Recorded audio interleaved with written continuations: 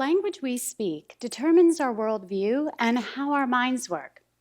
Over the past 29 years, I've observed how many students who are labeled with a disability often develop negative self-beliefs, struggled with social belonging, and experienced a decreased quality of life. I witnessed these effects even as a young child. I remember feeling very moved as I watched my brother experience grand mal seizures due to his epilepsy and his terror on the first day of kindergarten, pleading that he not be forced to go. Although he outgrew his epilepsy, the experience had lasting impacts. I remember talking to him as an adult and feeling both sad and angry, as I could tell he had been hurt deeply when others just assumed he wasn't able. Then there was our childhood friend, Gary, who experienced both visible and invisible disabilities, and he was constantly bullied in school.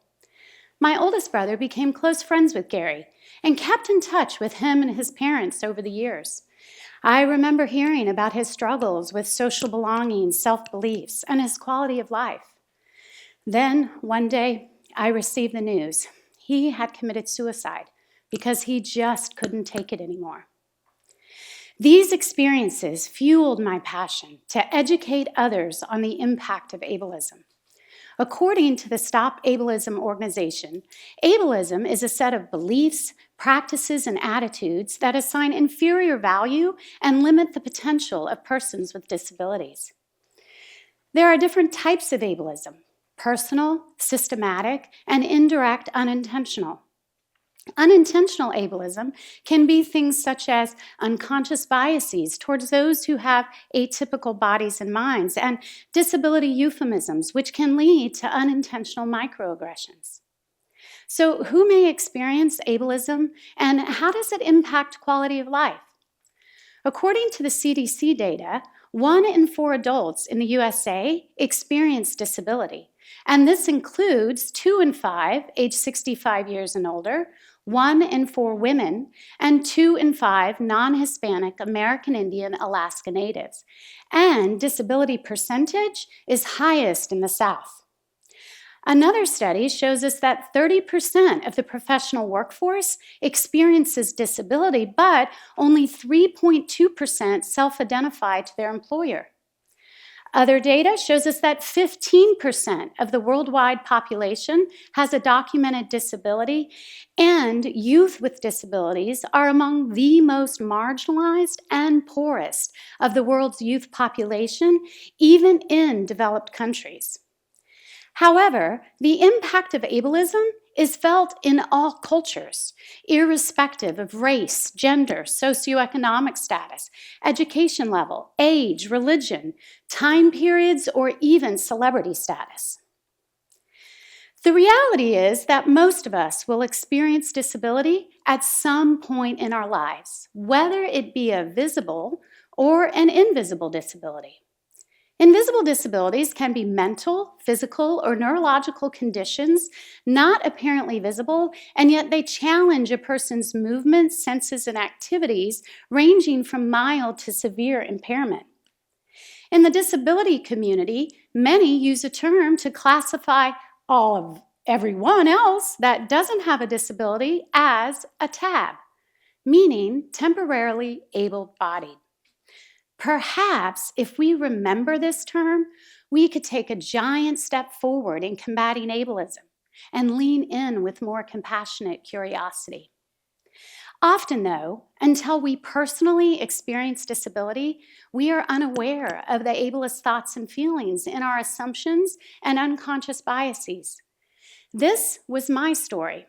I was so passionate to combat ableism, I changed my major to education so that I could become the change I wanted to see. I spent 14 years teaching students with a variety of disabilities, led awareness and advocacy clubs, obtained 3 graduate degrees, wrote and presented on inclusive practices, and spent many years preparing teacher candidates on how to create inclusive environments where children and youth of all abilities could thrive. Then, one day, when I was diagnosed in 2015 with the most rare aggressive type of breast cancer, I left the TAB community and silently entered the world of invisible disability. I was so focused on researching to find the best cancer treatments. I trusted I had been fully informed of all my reconstruction options.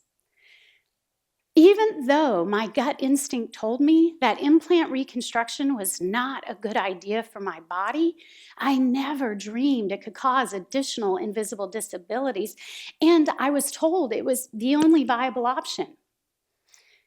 I was desperate not to lose an important part of my feminine identity, as I was already struggling with my new disability identity. The thought of losing my hair, my breast, my eyelashes, my nails, it terrified me. I wondered, would I still feel like a woman? How could I, if feeling beautiful and sexy was no longer an option? What if I just wasn't able? Little by little, my invisible disability as a breast cancer warrior began to consume my entire identity without my awareness. In fact, when my chemo nurse shared with me the results of her thesis study, which showed that single women who experienced breast cancer struggled with their feminine identity and took themselves out of the dating world for an extended period of time, I was determined to beat those odds. I mean, after all, I was an expert in disability and ableism. Certainly that data would not apply to me. I was going to take advantage of this opportunity to color coordinate wigs with my outfits and accessories. I could become whoever I wanted to be on a date. You know, it could be like Halloween every date. I would prove them wrong. And I thought I was, until Halloween night in 2017. I remember feeling so beautiful, sexy, and empowered, dressed up like this black cat with a long, gorgeous wig, short skirt, and over-the-knee boots. Oh, it was so wonderful to feel like a beautiful, empowered woman again. In fact, I so effectively blocked out my breast cancer identity, I failed to consider that long, gorgeous wig could possibly slide off in front of a guy I was flirting with. Until it did. I was utterly humiliated and felt like I had been found out, a fraud who had no right to feel beautiful and empowered. This began the journey of opening my eyes to my own biased blind spot. I pondered, how could I identify ableism in others and yet not see the ableist thoughts and feelings I had toward my own body? Even though I knew ableism was wrong, I couldn't help but feel that my atypical body was inferior and less than other typical bodies, the very definition of ableism. This raised critical questions and challenged my assumptions about the intersection of feminine identity and disability. These questions remained paramount on my mind as my body was experiencing cognitive, neurological, and pulmonary side effects that were worsening with each passing day since my reconstruction. As I listened to my body and searched for answers, it was finally revealed through testing that I had the highest level of silicone allergy one could have. I had to have my implants removed and be left flat. Ableist thoughts and feelings flooded my mind. Without breast, I would feel like an inferior woman.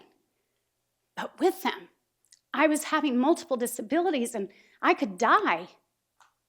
I was devastated and began to search diligently for options, which led to the realization that I, along with many other women, had not been fully informed of all of our options. This led to me feeling that I had to pay it forward and do something to help. As I regained my health after having my implants removed and the SGAP reconstructive surgeries, I developed a deep gratitude for my body. It wasn't inferior or less than. It was strong and resilient, and all the scars, they reminded me of how hard I'd been working just to keep me alive. I became passionate about paying it forward for other women.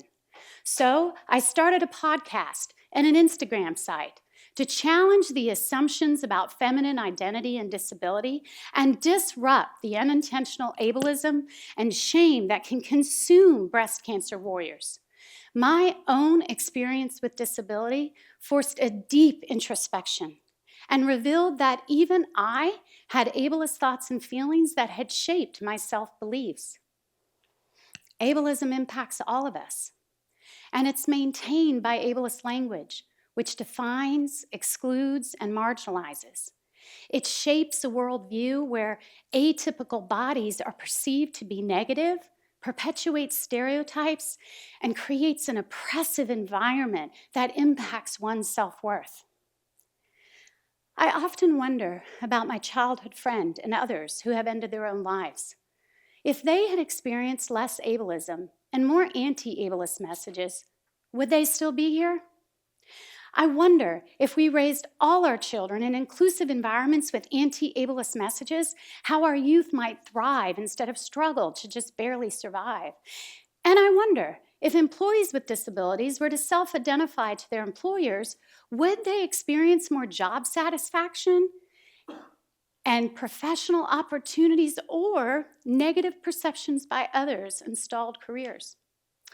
Although we can't change the past, together we can create a better future and decrease ableism.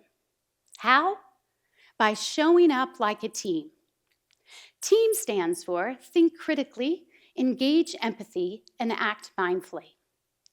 Critical thinking will help us to remember that disability is often not visible, so provide generous assumptions and check unconscious biases. Remember, ableism creates shame, which is a feeling of judgment by the other that one is less than.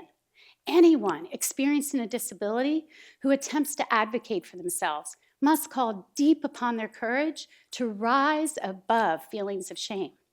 We can create spaces where people feel empowered to speak up. Critical thinking will also help us to remember that disability is just one part of a person's identity, and respect for autonomy. Get closer and get to know about all the other aspects of their identity to avoid in-group and out-group biases and mistakes of overhelping. Empathy. As a TAB individual, check your privilege and engage your empathy by humbly reminding yourself that one day you will most likely experience disability. We can act mindfully by avoiding ableist euphemisms, which can lead to unintentional microassaults. Things such as making a dumb choice, turning a blind eye, falling on deaf ears, calling something lame, or statements like, "I'm so OCD." We can act mindfully by framing our language around how one experiences disability in a specific environment instead of having a disability, and then lean in with compassionate curiosity to find out how to remove the barriers. And we can act mindfully by encouraging our workplaces to participate in the Disability Equity Index, which helps companies design measurable, tangible actions to achieve disability inclusion and equity. After all, who wouldn't want to hire this person? Tenacious, self-starters, dedicated to upending preconceptions. And if this doesn't sound like someone with a disability, it's time for us to get closer using critical thinking, empathy, and mindful action.